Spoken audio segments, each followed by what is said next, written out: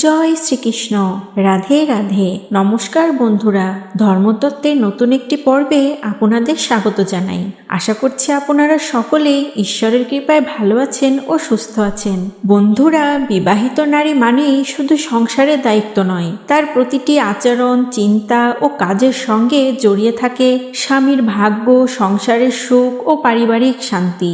শাস্ত্র অনুযায়ী একজন বিবাহিত নারীর দৈনন্দিন কিছু ছোট ছোট অভ্যাসই স্বামীর জীবনে সৌভাগ্য বা দুর্ভাগ্য উভয়ই ডেকে আনতে পারে। অনেক সময় অজান্তেই এমন কিছু কাজ আমরা করে ফেলি যা ধীরে ধীরে স্বামীর অমঙ্গল, আর্থিক ক্ষতি বা পারিবারিক অশান্তির কারণ হয়ে দাঁড়ায়। আপনারা অনেকেই আছেন যারা খুব ভক্তি ভরে সংসার করেন, দেবদেবীর পূজা করেন, তবুও কেন জানি তাদের স্বামীর জীবনে বারবার সমস্যা আসতেই থাকে। কখনো চাকরিতে বাধা, কখনো ব্যবসায় ক্ষতি, আবার কখনো শারীরিক অসুস্থতা। শাস্ত্র বলছে এর পেছনে শুধু ভাগ্য নয়, বরং কিছু বিশেষ ভুল অভ্যাস ও ভুল কর্মও দায়ী। বিবাহের পর একজন নারী শুধুমাত্র নিজের জন্য নয়, তিনি তার স্বামীর সৌভাগ্যের জন্য লক্ষ্মী হয়ে ওঠেন। তাই তার কথা বলা, খাওয়া, আচরণ, পূজা পদ্ধতি সবকিছুর সঙ্গেই জড়িয়ে থাকে স্বামীর ভাগ্যরেখা। বিশেষ করে কিছু কাজ আছে যেগুলো যদি কোনো বিবাহিত নারী ভুল করেও করে ফেলেন, তাহলে তার সরাসরি প্রভাব স্বামীর জীবনে এসে পড়ে।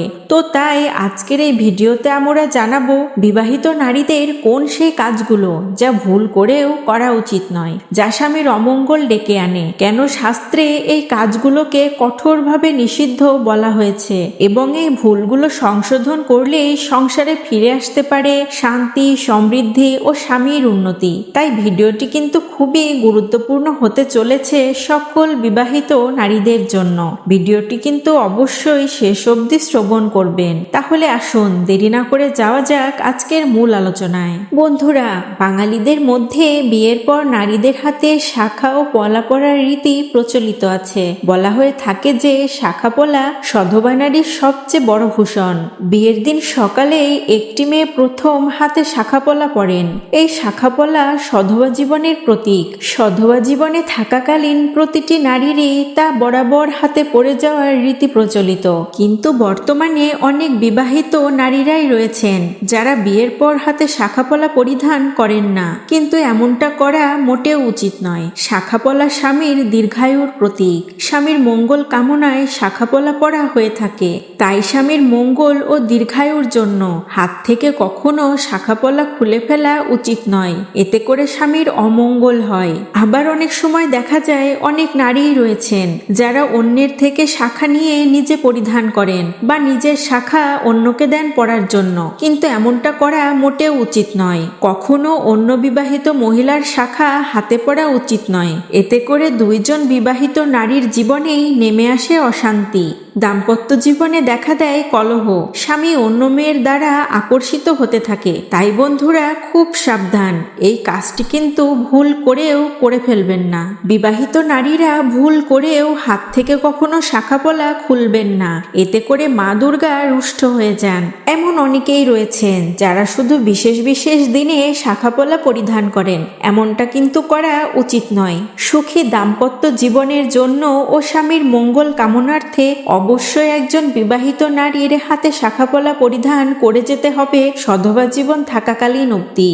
বন্ধুরা, আমরা বিবাহিত বাঙালি নারীরা প্রথম থেকে হাতে শাখাপলা পরিধান করে আসছি, কিন্তু জানেন কি এই শাখাপলা পরার রীতি কিভাবে প্রচলিত হলো? তাহলে চলুন জেনে নেওয়া যাক এই শাখাপলা পরার প্রচলন কিভাবে হয়েছিল। পৌরাণিক ধারণা অনুযায়ী ব্রহ্মবৈবর্ত পুরাণের মতে মহাভারতের সময়কাল থেকে, অর্থাৎ প্রায় 5000 বছর আগে এই শাখার ব্যবহার শুরু হয়। সেই সময় শঙ্খাসুর নামে এক অত্যাচারী অসুরের তাণ্ডবে দেবলোক অশান্ত হয়ে ওঠে। সেই সময় সকল দেবতারা মিলে ভগবান নারায়ণের দ্বারস্থ হন। নারায়ণ সেই সময় শঙ্খাসুরকে বধ করে দেবতাদের রক্ষা করেন। এদিকে শঙ্খাসুরের ধর্মপরায়ণ স্ত্রী তুলসী স্বামীকে ফিরে পাওয়ার আশায় প্রার্থনা শুরু করেন। তুলসী দেবীর প্রার্থনায় সন্তুষ্ট হয়ে নারায়ণ শঙ্খাসুরের হাড় দিয়ে শাখা তৈরি করেন এবং তা তুলসী দেবীকে দিয়ে দেন। স্বামীকে কাছে পর প্রতিভূ হিসেবে সেই শাখা নিজের হাতে পরিধান করেন তুলসী দেবী। আর সেই থেকেই হিন্দু বিবাহিত নারীদের স্বামীর মঙ্গল কামনায় এই শাখা পরার প্রচলন শুরু হয়েছে বলে মনে করা হয়। বন্ধুরা, একজন বিবাহিত নারীর শুদ্ধতা, সতীত্ব ও সৌভাগ্যের প্রতীক হলো সিঁদুর। একজন বিবাহিত নারীর সবচেয়ে বড় অলংকার হলো তার শাখাপলা ও সিঁদুর। স্বামীর সুস্থতা ও দীর্ঘায়ু কামনায় বিবাহিত মহিলারা সিঁদুর পরে থাকেন, কিন্তু এই সিঁদুর সিঁথিতে দেওয়ার ক্ষেত্রে শাস্ত্রে রয়েছে কিছু বিধিনিষেধ। বিবাহিত নারীরা স্নানের সময় সিঁথিতে সম্পূর্ণ সিঁদুর ধুয়ে ফেলবেন না, এতে করে স্বামীর আয়ুক্ষয় হয়ে থাকে। শাস্ত্রমতে তর্জনী দিয়ে সিঁদুর পরিধান করলে মানসিক শান্তি বৃদ্ধি পায়, মধ্যমা দিয়ে সিঁদুর পরিধান করলে স্বামীর আয়ু বৃদ্ধি পায়। প্রাচীনকালে হলুদ গুঁড়ো দিয়ে সিঁদুর তৈরি হতো, তারপরে তাতে লাল রং মিশিয়ে সিঁদুরের গাঢ়ত্ব বৃদ্ধি করা হতো। শাস্ত্রমতে লাল শক্তির প্রতীক। শাস্ত্র অনুযায়ী মানব শরীরের বিভিন্ন স্থানে বিভিন্ন দেবতা অবস্থান করেন, যেমন কপালে অধিষ্ঠান করেন স্বয়ং ঈশ্বর ব্রহ্মা। লাল কুমকুম ব্রহ্মাকে সন্তুষ্ট করার জন্য ব্যবহৃত হয়, আর সেই কারণেই প্রাচীনকাল থেকে হিন্দু মহিলারা শক্তির প্রতীক এবং প্রসাধনী হিসেবে এবং বিবাহিত নারীর প্রতীক হিসেবে সিঁদুর ব্যবহার করে আসছে। কখনো ভেজা চুলে সিঁদুর দেবেন না, এতে করে সংসারে অমঙ্গল বয়ে আসে। স্নানের পর চুল সামান্য শুকিয়ে এলে সিঁথিতে সিঁদুর পরিধান করবেন। বন্ধুরা, আরো একটি গুরুত্বপূর্ণ নিয়ম হলো পুজোর সময় সিঁথিতে কখনো সিঁদুর না দিয়ে পূজার কাজ করবেন না। পূজার সময় নিজের সিঁথি খালি রাখা যাবে না, তাই যখনই পূজা করেন না কেন অবশ্যই সিঁথিতে সিঁদুর পরিধান করে তবেই পূজায় বসবেন। এতে করে আপনার সংসার সুখ শান্তিতে পরিপূর্ণ থাকবে এবং আপনার স্বামীর ভাগ্যোন্নতি হবে খুব দ্রুতই। একজন বিবাহিত নারীর সবচেয়ে বড় অলংকার হলো তার শাখাপলা ও সিঁদুর। তাই সকল বিবাহিত নারীদের উদ্দেশ্যে বলবো, এই শাখাপলা ও সিঁদুর কখনোই নিজের থেকে আলাদা করবেন না। এতে করে স্বামীর অমঙ্গল হয় এবং দাম্পত্য জীবনে কলহ নেমে আসে। তাই অবশ্যই নিজেদের দাম্পত্য জীবন হাসি খুশিতে ভরিয়ে রাখতে অবশ্যই হাতে শাখা এবং সিঁথিতে সিঁদুর ব্যবহার করবেন। বন্ধুরা, আমাদের অনেকেরই অভ্যাস রয়েছে স্নানের শেষে বাথরুমে খালি বালতি রেখে আসা, যেটা করা একদমই উচিত নয়। এতে করে বাড়িতে নেতিবাচক শক্তির সৃষ্টি হয়, ফলে বাড়িতে ক্রমশ অভাব ও দারিদ্রতা নেমে আসে। তাই এই কাজটি কিন্তু ভুল করেও শুধু বিবাহিত নারীরাই নয়, বাড়ির যে কোনো সদস্যেরই এই কাজটি করা উচিত নয়। স্নান শেষে অবশ্যই বাথরুমে জলের বালতিতে জল পরিপূর্ণ করে রেখে তবেই আসবেন। এতে করে গৃহে সকল রকম ইতিবাচক শক্তি বজায় থাকবে। কিছু কিছু মেয়েদের অভ্যাস রয়েছে স্নান শেষে যেখানে সেখানেই ভেজা কাপড় রেখে দেয়। বাস্তুমতে এমনটা করলে ধন সম্পদহানির সম্ভাবনা বেড়ে যায়। তাই স্নান শেষে যেখানে সেখানে ভেজা কাপড় না রেখে ভেজা কাপড়গুলো রোদে অবশ্যই ভালো করে শুকিয়ে নেবেন। পরবর্তী কর্মটি হলো বিবাহিত নারীরা বাথরুমে স্নানের সময় ঝরে যাওয়া চুল কখনো ফেলে আসবেন না, সেগুলো তুলে অন্যত্র কোথাও অবশ্যই ফেলে দেবেন, অন্যথায় স্বামীর সাথে হবে নানাবিধ কলহ ও অশান্তি।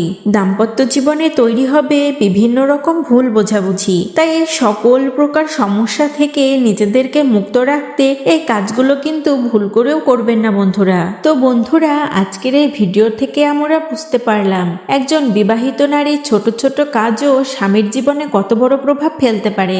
অনেক সময় আমরা অজান্তেই এমন কিছু ভুল করি যা ধীরে ধীরে সংসারের সুখ শান্তি ও স্বামীর উন্নতিকে আটকে দেয়। কিন্তু সুখের কথা হলো এই ভুলগুলো শুধরে নিলেই জীবনে আবার ফিরে আসে সৌভাগ্য ও শান্তি। যদি আজকের কথা আপনার জীবনের সঙ্গে কোথাও মিলে যায়, তাহলে আজ থেকে সেই ভুল অভ্যাসগুলো ত্যাগ করুন এবং শাস্ত্রসম্মত পথে চলার চেষ্টা করুন। মনে রাখবেন, একজন স্ত্রী পারেন তার স্বামীর জীবনে লক্ষ্মীর আশীর্বাদ আনতে। ভিডিওটি যদি আপনার একটুকু ভালো লাগে তাহলে অবশ্যই ভিডিওতে একটি লাইক করবেন, শেয়ার করবেন আপনার পরিবার ও বন্ধুদের সঙ্গে, যেন তারাও এই গুরুত্বপূর্ণ তথ্যগুলো জানতে পারে। আর আপনি যদি আমাদের চ্যানেলে নতুন হয়ে থাকেন তাহলে অবশ্যই আমাদের চ্যানেলটিকে সাবস্ক্রাইব করবেন। সাবস্ক্রাইব করে পাশে থাকা নোটিফিকেশন বেল আইকনটি অবশ্যই অন করে রাখবেন। আর এমন আরও শাস্ত্রসম্মত গোপন কথা, ধর্মীয় জ্ঞান ও জীবনের উপকারী উপদেশ পেতে আমাদের সাথেই থাকবেন। তো বন্ধুরা, আজ এখানেই শেষ করছি। করছি। সবাই ভালো থাকবেন ও সুস্থ থাকবেন এবং কমেন্টে জয় মা লক্ষ্মী লিখতে একদমই ভুলবেন না। আসবো পরবর্তী ধর্মীয় নতুন কোনো ভিডিও নিয়ে। জয় মা লক্ষ্মী, জয় শ্রীকৃষ্ণ।